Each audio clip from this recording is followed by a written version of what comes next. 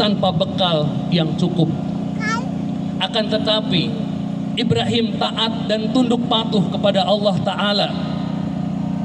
Hajar, Sayyidah Hajar, ia ridho, dan Ismail bahkan sejak bayinya menjadi bagian dari ayat dan tanda kebesaran Allah yang Sang Pencipta.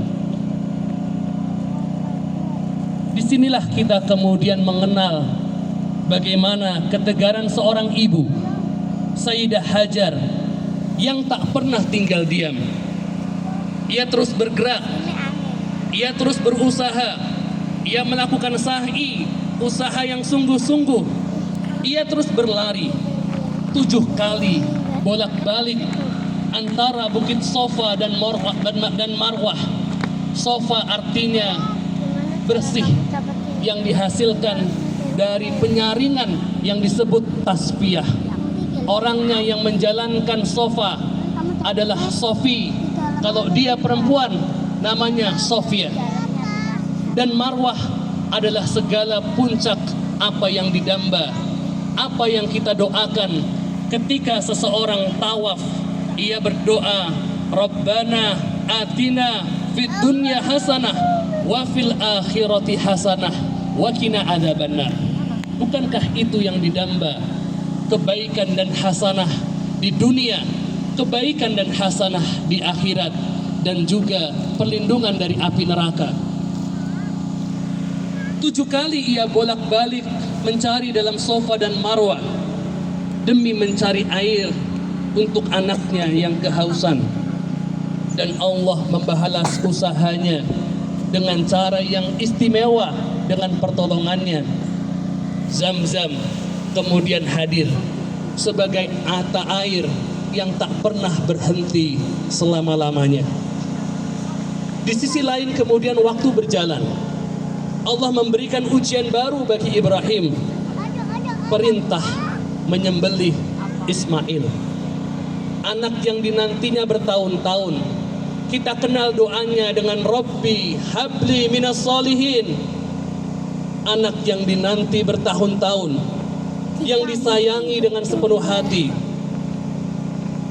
Namun ketika Ibrahim bertanya perihal mimpinya kepada ayah, kepada anaknya, kemudian bagaimana kelak jawaban Ismail? Ismail mengatakan, ya abati, wahai ayahku tercinta, wahai ayahku tersayang, if'al ma tu'mar, satajiduni insyaallah minas sabirin. Wahai ayahku tercinta, wahai ayahku, lakukanlah apa yang diperintahkan Allah kepadamu. Insyaallah engkau akan mendapati aku termasuk orang-orang yang bersabar. Quran surah As-Saffat ayat 102.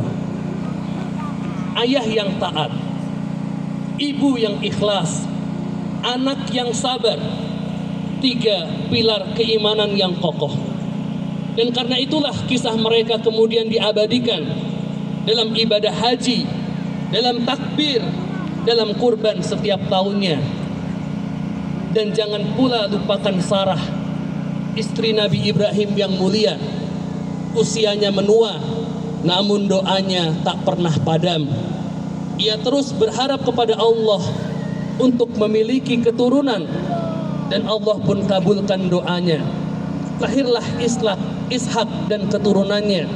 Lahirlah Nabi Yahya yang suci dan berbagai nabi-nabi yang lainnya. Mari kita renungkan, apakah kita telah menjadi pribadi seperti Ibrahim yang cinta Allah lebih dari apapun? Apakah kita telah setegar Hajar yang tetap bergerak meski tak tahu arah pertolongan Allah berada di mana? Apakah kita telah sesabar Ismail yang menerima dengan senyum takdir Allah dengan penuh keikhlasan? Dan apakah kita seperti Sarah yang tak henti-hentinya berharap dan berdoa meski usia telah senja? Allahu Akbar, Allahu Akbar, Allahu Akbar, walillahil hamd. Hadirin,